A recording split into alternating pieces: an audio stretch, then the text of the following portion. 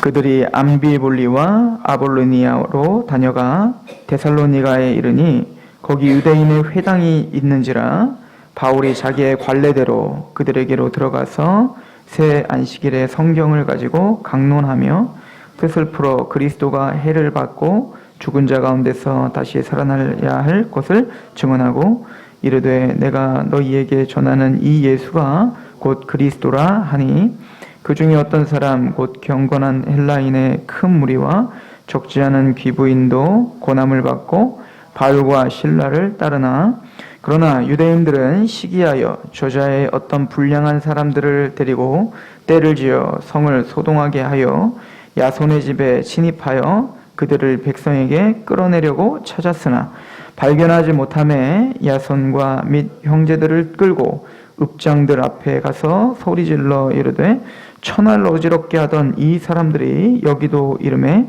야손이 그들을 맞아 들였도다.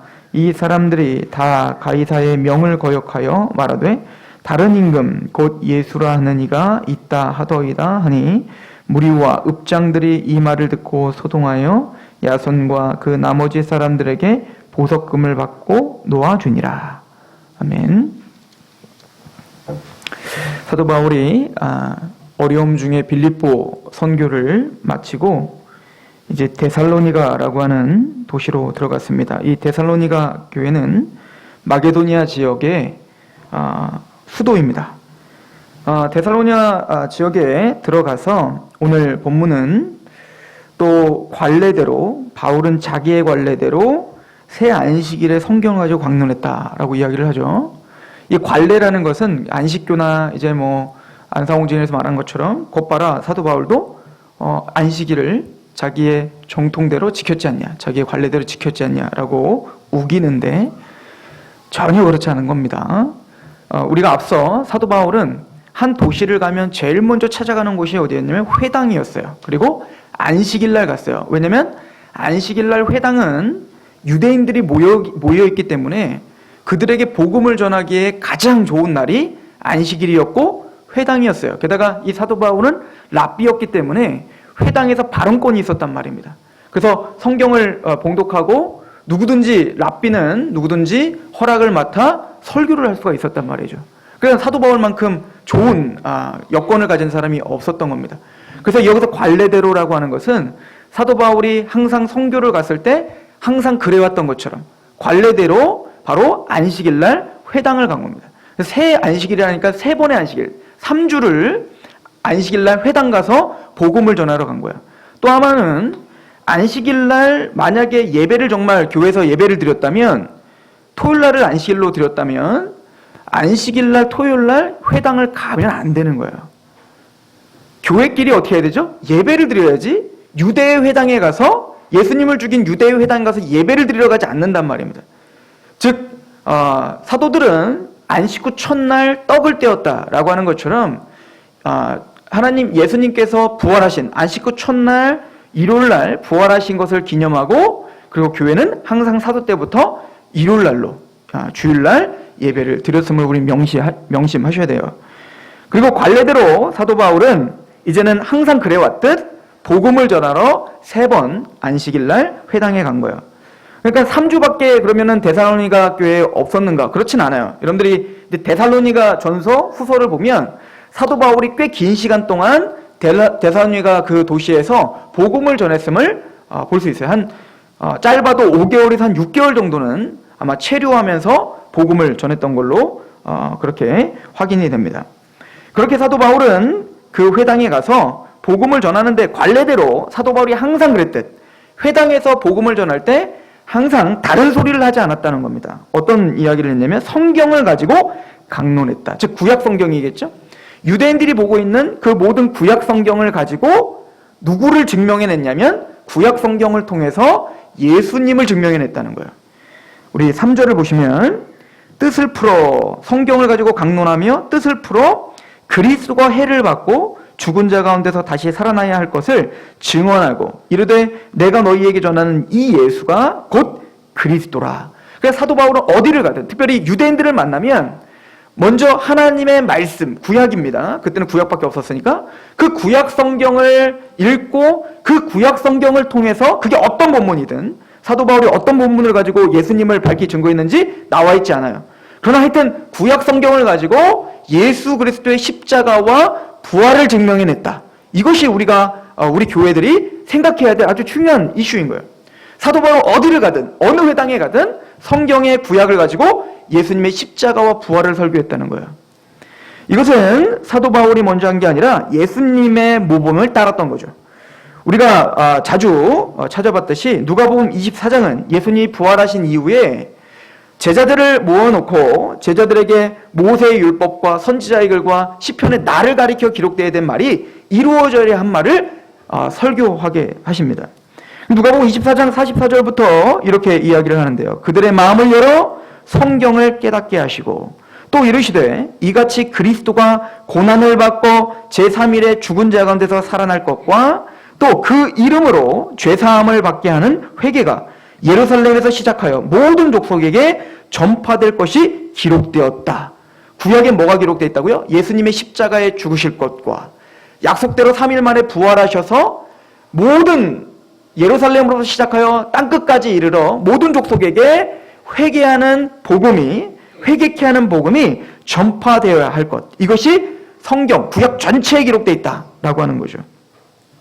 그래서 누가복음 24장 32절에는 엠마오로 두 제자가 걸어가고 있었어요. 부활하신 예수님을 믿지 못하고 예수님 부활하셨는데도 불구하고 이미 들었다고요. 부활하셨다고. 그런데도 이 엠마오로 가던 두 제자는 예수님이 부활한 것을 믿지 못했나 봅니다. 시무룩하게 걸어가고 있는데 예수님이 부활하셔서 옆에 나타나시죠. 근데 그게 예수님인지도 알아보지도 못해요. 그러니까 예수님이 물어봅니다. 왜 이렇게 당신들은 이렇게 시무룩합니까? 그랬더니 우리 스승이 돌아가셨습니다. 우리 스승이 예수님 바로 있는데도요. 예수님 바로 옆에 있는데도 알아보지를 못하고 깨닫지를 못하더라는 거죠. 그때 예수님께서 그 제자들에게 성경을 가르쳐 주시기 시작합니다. 그리고는 이들이 눈이 열려 예수님을 알게 되고 그때는 예수님이 호련히 사라지신 때죠.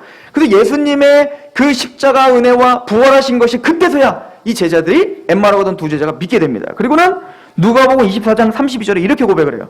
주께서 성경을 풀어주실 때에 우리 속의 마음이 뜨겁지 아니하더냐. 즉 구약 성경을 주님께서 우리 마음을 열어 그 성경을 해설해 주시고 깨닫게 해주실 때에 우리 마음이 알 수 없는 뜨거움으로 믿음이 생겼지 않느냐. 이것이 바로 예수님과 그 복음을 알 수 있는 방편인 거예요. 하나님은 성경을 통해서 십자가와 부활인 그 하나님의 복음을 알려주셨고 우리가 하나님의 사도뿐만 아니라 목회자와 교사들은 그 성경을 통해서 예수님의 십자가 이야기를 해야 되며 그 성경을 통해서 예수님의 부활 이야기와 회개에 대한 복음을 전파해야 되고 그 복음을 자세하게 해설해 줄 때 주님께서 그의 마음을 열어 그 마음에 알 수 없는 뜨거움과 확신과 믿음을 주시더라. 이것이 사도 바울이 믿었던 바인 거예요. 그래서 사도 바울은 성경을 가지고 어디 가든 하나님의 그 십자가의 복음과 부활의 복음을 선포했음을 성경은 가르쳐주고 있습니다. 근데 데살로니가 교회에 가서 이제는 회당에 가서 복음을 전했더니 유대인들은 믿지 않습니다. 그죠? 그런데 오늘 본문에 보시면 17장으로 다시 한번 가보시면요. 4절입니다. 그 중에 어떤 사람 곧 경건한 헬라인의 큰 무리와 적지 않은 귀부인도 권함을 받고 이 경건한 헬라인은 정확하게는 누군지는 정확하게 알 수 없지만 두 가지 정도를 우리가 예상할 수 있어요. 하나는 디아스포라, 이미 헬라어를 쓰고 있는 유대인들일 수 있어요. 그러니까 회당에 왔겠죠. 아니면 헬라인인데 유대교로 개종한 사람일 거예요. 아마 유대교로 난 유대인이 되겠습니다. 여호와를 섬기기 위해서 그 야훼를 섬기겠습니다 라고 개종한 할례를 받은 경건한 헬라인들일 수도 있습니다.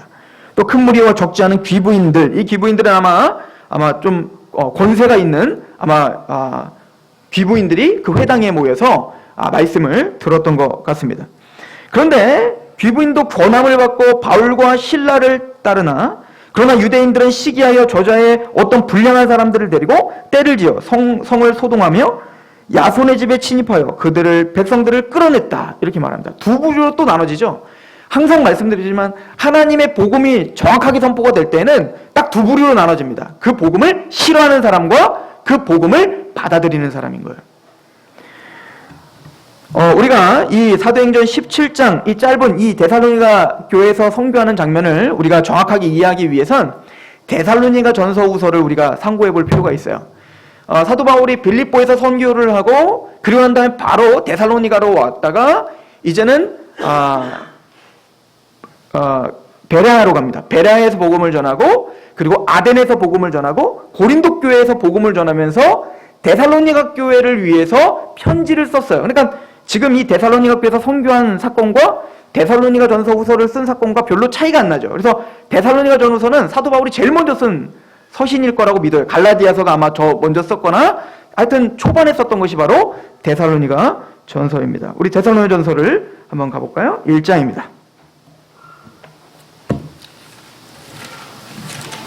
오늘은 데살로니가 전서와 사도행전 17장을 왔다 갔다 하면서 우리가 오늘 말씀을 통해서 데살로니가 교회에 대해서 배우면서 우리에게 주시는 메시지를 보고자 합니다. 사도 바울이 복음을 전했을 때 귀부인들과 경건한 헬라인들이 마음이 열려 복음을 들었습니다. 그리고 사도 바울은 그렇게 해서 시작된 데살로니가 교회에게 편지를 보내면서 그때 일을 회상합니다. 그리고 데살로니가전서 1장 2절은 이렇게 이야기를 하죠. 자, 같이 한번 읽어봅시다. 1장 2절부터 4절입니다. 시작.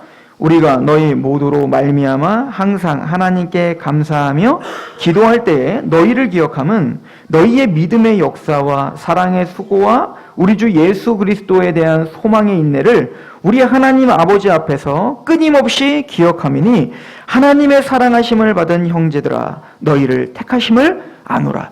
저는 이걸 보면서 이런 능력이 또 이런 은혜가 있었으면 좋겠다라는 생각이 들었어요. 사실은 사도 바울은 데살로니가 교회에 그렇게 오래 있지 않았어요. 사도 바울은 몇 년을 있었던 게 아니라 뭐 짧게는 5개월에서 6개월, 수개월 정도밖에 없었는데 사도 바울이 복음을 전하고 떠나고 한 몇 년 있다가 편지를 쓰는 걸 보면 데살로니가 교회가 얼마나 든든하게 서고 있는지를 볼 수 있는 거예요. 그러니까 그 교회는 사람이 세우는 게 아닌 거예요. 사도 바울이 세우는 게 아니었던 겁니다. 하나님이 그 복음을 사용하여 그 말씀을 통하여 각자에게 마음을 여셔서 하나님이 든든하게 교회를 세워가고 있는 것을 볼 수 있는 거죠. 그리고는 말을 합니다. 하나님의 사랑하심을 받은 형제들아 너희의 믿음의 역사와 사랑의 수고와 우리 주 예수 그리스도에 대한 소망의 인내를 우리의 하나님 아버지 앞에서 끊임없이 기억한다. 사도 바울이 데살로니가 교회에서 지금 복음을 전할 때에도 지금 유대인들에 의해서 어떻게 핍박을 당하잖아요.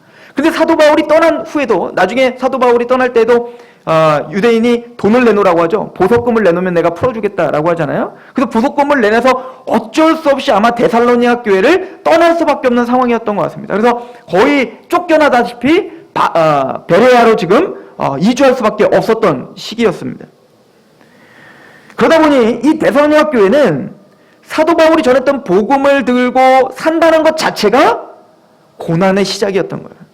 예수님을 믿었더니 평탄한 길이 시작되는 게 아니라 예수님 때문에 뭡니까? 사도 바울이 몇 개월 동안 당했던 그 고난을 이제는 주구장창 평생 거기서 지내면서 고난을 당하고 조롱을 당해야 될 사람들이란 말이에요. 그런데 사도 바울이 고린도 교회에서 편지를 쓰면서 그 소문을 듣고 있는 겁니다. 여전히 환난이 있고 고난이 있고 유대인들이 그 데살로니가 교회들을 아마 핍박하고 여러 가지로 괴롭혔던 것 같아요. 그런데 데살로니가 교회들은 뭡니까? 여전히 거기에 굴하지 않고 복음에 서 있는 모습을 통해서 사도 바울이 굉장히 감격이 있었던 것 같습니다. 그리고 말합니다. 4절에 하나님의 사랑하심을 받은 형제들아 너희의 택하심을 아노라. 너희가 택함 받은 자다. 너희가 만세전에 하나님이 선택받은 자가 확실하구나. 왜 그거를 알 수 있죠? 5절입니다. 같이 한번 읽어봅시다. 시작. 이는 우리 복음이 너에게 말로만 이른 것이 아니라 또한 능력과 성령과 큰 확신으로 된 것임이라. 우리가 너희 가운데서 너희를 위하여 어떤 사람이 된 것은 너희가 아는 바와 같으니라 라고 이야기합니다. 사도 바울이 그들이 하나님에게 선택받은 자며 하나님의 선민들이며 그들이 뭡니까? 선택받은 자라고 하는 것은 이스라엘에게만 칭해졌던 용어란 말입니다. 그러니까 지금 핍박하고 있는 나는 아브라함의 자손이야 라고 우기고 있는 나는 성경을 갖고 있지 난 율법을 갖고 있지 라고 우기고 있는 그들이 택함받은 자가 아니라 너희들이 택함받은 자다.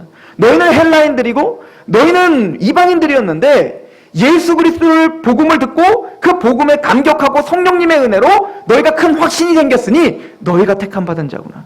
너희가 영적 이스라엘이구나 라고 사도 바울은 이야기하고 있는 거죠.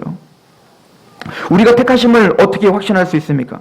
우리가 어떻게 하나님의 선택, 영원 전부터 작정한 것을 우리가 어떻게 확인할 수 있죠? 확인할 수 있는 방법이 이거밖에 없어요. 복음을 전파했을 때 그 유대인들처럼 시기하는 마음으로 복음을 거부하는 사람들, 그 사람들은 유대인이라 할지라도 택함 받은 자가 아닌 겁니다. 그러나 이방인일지라도, 그게 어떤 사람일지라도 그 사람이 복음을 듣고 거기에 성령님의 은혜로 말미암아 거듭나 그 복음에 감격하고 큰 확신이 생긴다면, 너희가 그리스도 안에서 복음을 들어 또한 믿어 성령의 인치심을 받아 큰 확신이 생겼다면 그 사람이 택함 받은 자구나. 내가 영적 이스라엘이군요. 내가 선민이군요. 라고 확신해도 된다. 라고 사도 바울은 그 고난 중에 있는 그 성도들에게 위로하고 도전을 주고 있는 거예요. 또한 이 데살로니가 교회 사람들은 사도 바울에게 복음을 들었을 때 감격했을 뿐만 아니라 사도 바울이 복음을 전했을 때, 복음을 전하고 한 몇 개월 동안 그들을 계속 가르치고 양육했을 거 아닙니까? 근데 사도 바울의 말을 그냥 사람의 말로 듣지 않았던 거예요. 데살로니가전서 2장 13절을 한번 보실까요? 데살로니가전서 2장 13절. 이러므로 우리가 하나님께 끊임없이 감사함은 너희가 우리에게 들은 바 하나님의 말씀을 받을 때에 사람의 말로 받지 아니하고 하나님의 말씀으로 받음이니 진실로 그러하도다. 이 말씀이 또한 너희 믿는 자 가운데서 역사하느니라. 데살로니가 교회 사람들을 향해서 사도 바울이 감사했던 이유, 또 그 사람들이 택함 받았다는 확신이 있었던 이유는 복음의 감격이 있을 뿐만 아니라 그 뒤에도 하나님의 말씀에 대한 갈급함이 있었던 거예요. 에스라가 수문학 강장에서 수문학 강장 부흥이라는 걸 일으켰죠. 그때 에스라가 하나님의 율법을 읽습니다. 하나님의 율법을 낭독할 때 수문학 강장에 모여있던 많은 이스라엘 백성들이 다 같이 일어납니다. 왜 일어날까요? 경외하는 거예요. 하나님의 말씀 앞에 자신의 모든 생각과 마음과 의지를 내어놓는 표현으로 뭡니까? 다 일어난 것입니다. 마찬가지로 하나님의 백성이란, 택함받은 백성이란 그 하나님의 말씀의 존귀함을 아는 사람인 거예요. 단순히 사람의 말과 사람의 글로 읽는 게 아니라 하나님의 성경을 대할 때 하나님의 말씀으로 듣는 거예요. 즉 사도가 전해준 이 기록, 하나님의 이 기록을 하나님의 영감받은 말씀이라 고백하며 나의 삶 속에서 적용하고자 끊임없이 그 말씀을 영원롭게 하는 사람, 그 사람이 택함받은 자요, 그 사람이 교회인 거예요. 사도 바울은 그런 데살로니가 교회를 생각할 때 마음이 뭉클한 것입니다. 또한 이 데살로니가 교회는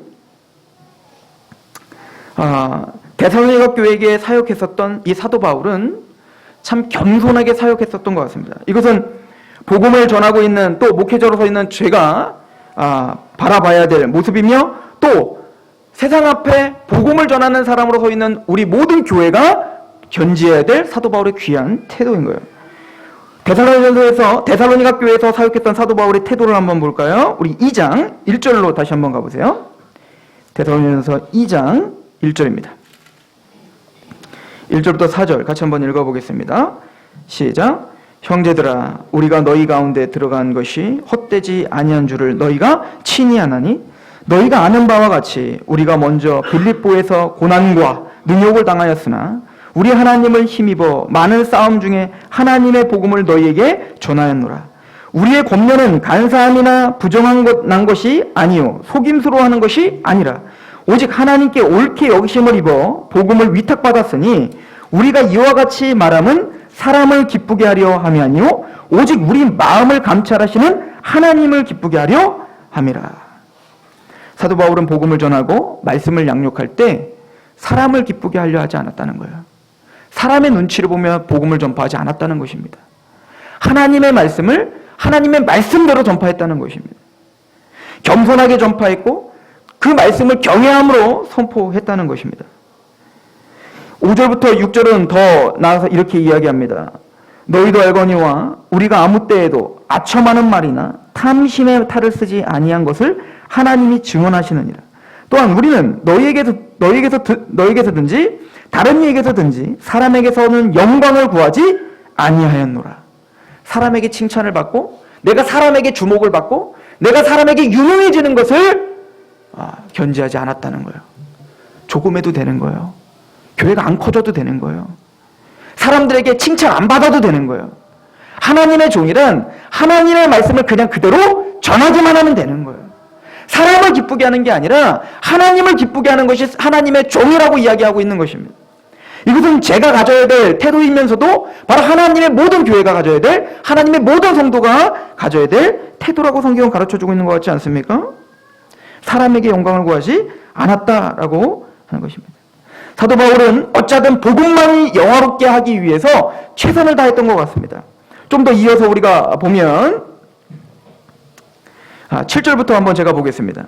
우리는 그리스도의 사도로서 마땅히 권위를 주장할 수 있으나 도리어 너희 가운데 유순한 자가 되어 유모가 자기 자녀를 기름과 같이 하였으니 우리가 이같이 너희를 사모하여 하나님의 복음뿐 아니라 우리의 목숨까지도 너희에게 주기를 기뻐함은 너희가 우리의 사랑하는 자 됨이라. 형제들아, 우리의 수고와 애쓴 것을 너희가 기억하라니 너희 아무에게도 폐를 끼치지 아니하려고 밤낮으로 일하면서 너희에게 하나님의 복음을 전하였노라. 우리가 너희 믿는 자들을 향하여 어떻게 거룩하고 옳고 흠이 없이 행하였는지를 대하여는 너희가 증인이요 하나님도 그러하시도다. 사도 바울은 굉장히 어려운 중에 있었던, 재정적으로 굉장히 어려운 중에 있었던 것 같습니다. 그래서 빌립보서에 가보면 나중에 빌립보 성도들에게 고마움을 표시하죠. 감옥에 있으면서 빌립보 성도들에게 고마움을 표시하면서 이때를 기억해요. 내가 데살로니가 교회에서 사역을 할 때, 데살로니가에서 사역을 할 때, 내가 핍절할 때 너희가 나를 도와줬다. 아무도 나를 도와주지 않았다. 근데 빌립보 성도들아, 그 너희들이 나를 도와줬구나. 이것 때문에 고마워하더라는 거예요. 그러니까 사도 바울은 이때 텐트 메이커였잖아요. 텐트를 치는, 장막을 치는 사람이었는데 그 일을 하면서, 자기 일을 하면서 돈을 벌면서 복음을 전했던 사람인 거예요. 사도 바울은 일을 하지 않아도 되는 권리가 있어요. 왜? 사도니까요. 하나님의 사역자니까요. 이 얘기를 고린도전서 9장에 이야기합니다. 제가 한번 읽어드립니다. 고린도전서 9장 11절부터 보면 우리가 너희에게 신령한 것을 뿌렸은즉 너희 육적인 것을 거두기로 과다하겠느냐? 즉 우리가 신령한 말씀을 전했으니까 내가 육적인 것을 보상받고 너희들을 통해서 육적인 것을 체험받는 게 과하겠느냐? 마땅한 거다. 그러면서 율법에는 일하는 소의 망을 씌우지 말라 하지 않았느냐라고 이야기를 하죠. 다른 이들도 너희에게 이런 권리를 가졌거든 하물며 우리일까 보냐. 그러나 우리가 이 권리를 쓰지 아니하고 범사에 참는 것은 그리스도의 복음에 아무 장애가 없게 하려 함이로다. 왜냐면 다른 사도들은요 그냥 일하지 않고 전임 사역자로서 그렇게 일을 그냥 복음을 전했는데도 아무 문제가 되지 않았어요. 근데 사도 바울은 그렇지 않았던 겁니다. 왜냐면 사도 바울은 네가 사도냐? 너는 사도가 아니다라고 하는 꼬리표가 항상 따라다녔기 때문에 저 사람은 돈을 밝히는 사람이야. 저 사람은 돈 때문에 사도짓 하는 거야. 라고 하는 안팎의 공격이 있었단 말입니다. 사도 바울이 전한 이 귀한 복음이 자신의 어떤 그 꼬리표 때문에 복음이 훼손되는 것이 너무나 싫었던 거예요. 사도 바울은 그래서 결정을 한 겁니다. 나는 아예 돈을 받지 않겠다라고 한 거예요. 그리고는 힘들지만 여전히 힘들어요. 힘든데도 뭡니까? 자기가 스스로 돈을 벌면서 목회를 하고 있는 거예요. 그때 그 힘든 걸 알았던 빌립보 성도들이 사도 바울을 지원해줬던 것 같아요. 왜냐하면 빌립보 성도들도 사도 바울과 함께 고난을 당한 자들이었기 때문에 그랬습니다. 사도 바울은 고린도 교회에게 보내는 편지에서 더 이렇게 말합니다. 내가 그렇게 하는 이유가 있다. 나는 사명을 받았기 때문이다. 복음을 영화롭게 하는 사명을 받았고 내가 복음을 전하는 것은 부득불 전해야 되기 때문에 그 사명 때문에 나는 그렇게 한다. 모든 사람에게서 자유로우나 스스로 모든 사람의 종된 것은 더 많은 사람을 얻고자 함이라. 나는 자유하다. 그러나 난 많은 사람들 앞에 스스로 종이 되고자 한다. 유대인들에게는 율법 있는 유대인들에게는 유대인처럼, 율법이 없는 헬라인들 이방인들에게는 이방인처럼, 내가 종된 자들에게는 종된 자처럼, 자유인들에게는 자유인 것처럼 그들에게 나아가 나의 권리를 포기하며 복음을 영원하게 하기를 원한다라고 이야기를 하죠. 사도 바울은 데살로니가 교회에서 바로 그렇게 사역을 했던 것입니다. 무엇보다도 자기 이익보다도 복음을 영화롭게 하는데 온 힘을 기울였던 것 같습니다. 그렇게 고난과 고통과 또 그런 희생을 직접 봤던 데살로니가 교회 성도들은 짧은 기간이었지만 대단히 큰 성장을 이루었던 것 같아요. 그 사도 바울을 보고 몸소 그 모델을 통해 배웠던 것 같습니다. 오늘은 제가 설교하기 참 힘드네요. 이거 다 저한테 하는 얘기 아닙니까 지금? 여러분들에게도 적용하세요. 저는 저한테 적용을 할 테니까. 그리고는 이 사도 바울은요, 데살로니가 교회가 근데 계속 핍박을 당한다는 소리가 얼마나 슬펐을까요? 그래서 어쨌든 가고 싶었던 거예요. 그런데 지금 유대인들의 그 강력한 저지 때문에 데살로니가 교회를 다시 좀 방문해서 위로도 하고 말씀도 나누고 싶은데 거기까지 가지 못하는 거예요. 이 데살로니가 교회에.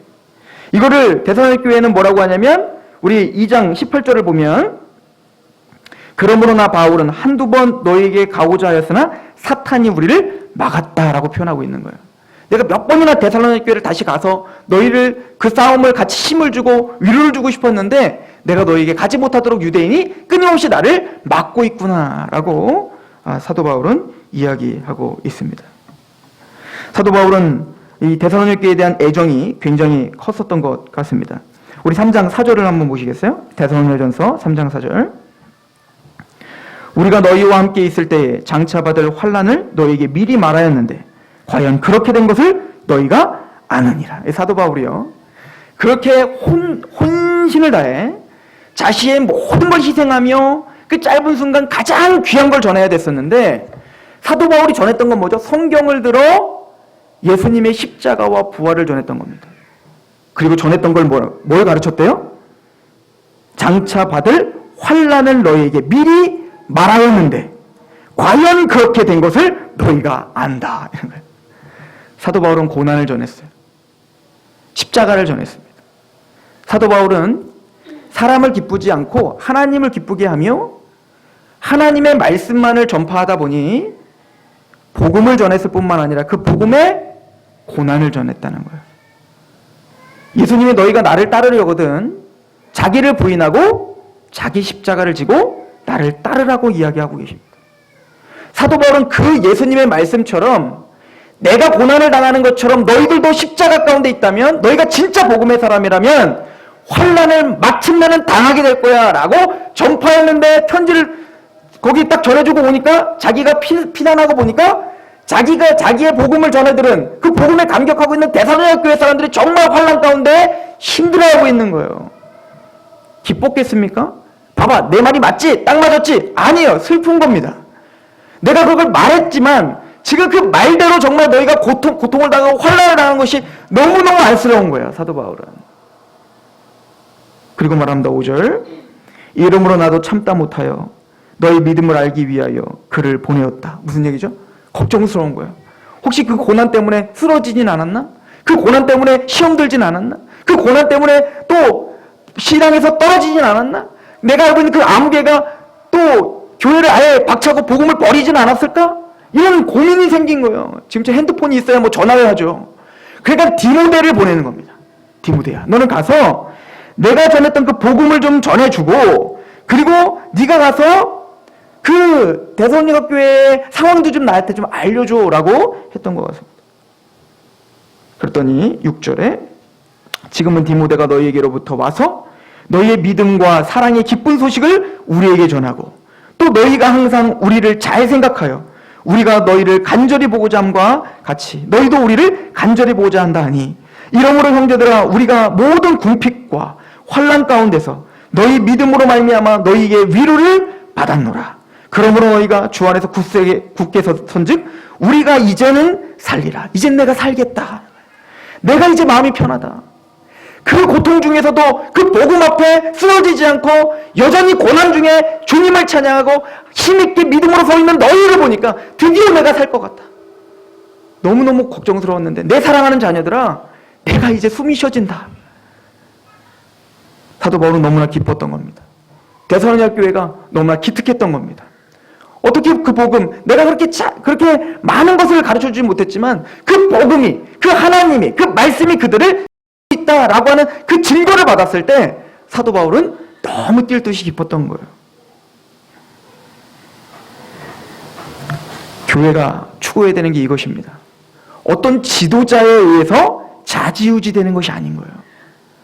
복음을 갖고 있는 한 지도자가 복음을 전했다면 이제는 그 지도자가 떠나도 그 지도자가 나와 같이 없어도 스스로 말씀 앞에 서서 두렵고 떨림으로 십자가의 길을 힘있게 걸어가는 소식을 듣고 싶은 거예요.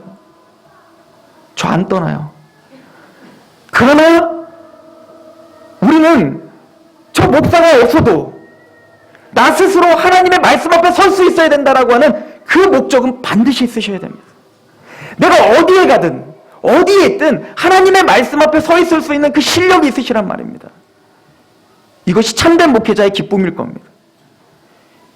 사도 바울은 나를 뭐 비판하고 전하든 누구 어떻게 전하든 복음이 전해진다 하니 나는 기쁘다. 빌립보 편지에서 그렇게 말을 하죠. 사도 바울은 말할 거야. 아볼로에게 듣든 베드로에게 듣든 뭐 예수님의 난파든 그게 무슨 상관이니? 그들이 다 니들 건데. 맞아. 다 너희들을 위해 준비한 거니까 누구한테 듣든 제발 말씀 앞에 서기나 해. 이게 고린도 교회에게 보낸 편지였지 않습니까? 여러분들이 그런 사람이길 소망합니다. 어디에 있든 누구랑 있든 스스로 이 데살로니가전서 데살로니가 교회처럼 복음의 말씀을 듣고 그 복음 때문에 말씀을 경외하고 그리고 자기 십자가를 짊어지며 그렇게 애틋하게 사도 바울을 기다리고 있는 것처럼 그렇게 우리가 하나님 앞에 주님 앞에 서 있는 교회이길 축원합니다. 사도 바울은 데살로니가 교회에게 마지막 이렇게 이야기를 합니다. 3장 10절인데요. 주야로 심히 간구함은 너희 얼굴을 보고 너희 믿음이 부족한 것을 보충하게 하려 함이라. 주야로 내가 기도하는 건 나 너희들 좀 보고 싶다는 거예요. 얼마나 보고 싶겠어요. 복음을 갖고 있는 사람과 얼마나 나누고 싶겠습니까? 여러분들도 복음을 갖고 있으면 막 만나고 싶잖아요. 만나서 막 이야기하고 싶잖아요. 내가 만난 그 은혜를 막 나누고 싶잖아요. 그죠? 하나님 우리 아버지와 우리 주 예수는 우리 길을 너희에게로 갈 수 있게 하시오며 또 주께서 우리가 너희를 사랑함과 같이 너희도 피차간에 모든 사람에 대한 사랑이 더욱 많아 넘치게 하사 너희 마음을 굳건하게 하시고 우리 주 예수께서 그의 모든 성도와 함께 강림하실 때 하나님 우리 아버지 앞에서 거룩함에 흠이 없게 하시기를 원하노라. 너희들끼리 사랑하기를 바란다. 나는 너희들에게 가서 너희들을 만나기를 원하는데 내가 차마 못 가더라도 내가 간절히 원하는 건 복음을 갖고 있는 너희들끼리 제발 사랑하기를 원한다. 제발 서로 사랑하고 교제하고 그것 때문에 감격하기를 원한다. 왜냐하면 그것이 너희의 신앙을 굳건하게 세울 것이다. 교회가 세워질 수 있는 방법, 하나님의 복음과 말씀 앞에 있는 것, 그리고 그 복음을 갖고 있는 성도들끼리 사랑하는 거예요. 이게 없다면 세상에서 싸워 승리할 수가 없습니다. 이 교회에서 먼저 그 사랑이 일어나지 않고 코이노니아가 일어나지 않으면 세상에서 승리할 수가 없다고요. 그래서 예수님이 요한복음 17장에 마지막 죽으면서 마지막 유언처럼 하신 기도가 뭡니까? 아버지와 내가 하나인 것처럼 저들이 하나가 되게 해주세요. 내가 아버지가 내 안에 있었던 것처럼 그렇게 저들이 사랑하게 해주십시오. 왜냐하면 여전히 세상은 그를 미워하고 나를 미워해서 그들을 핍박합니다. 이게 요한복음 17장의 기도 아닙니까? 데살로니가 교회는 사도 바울의 복음을 들고 감격했을 뿐만 아니라 하나님의 말씀을 경외했고 자기 십자가를 지고 따라갔으며 그리고 지극히 서로 사랑하며 굳건하게 반석이 깔린 교회를 지어져 가고 있었습니다. 저는 그 교회가 이 교회이길 소망하고 또 여러분들 스스로가 그런 성전이 되어가길 축원합니다. 기도하겠습니다.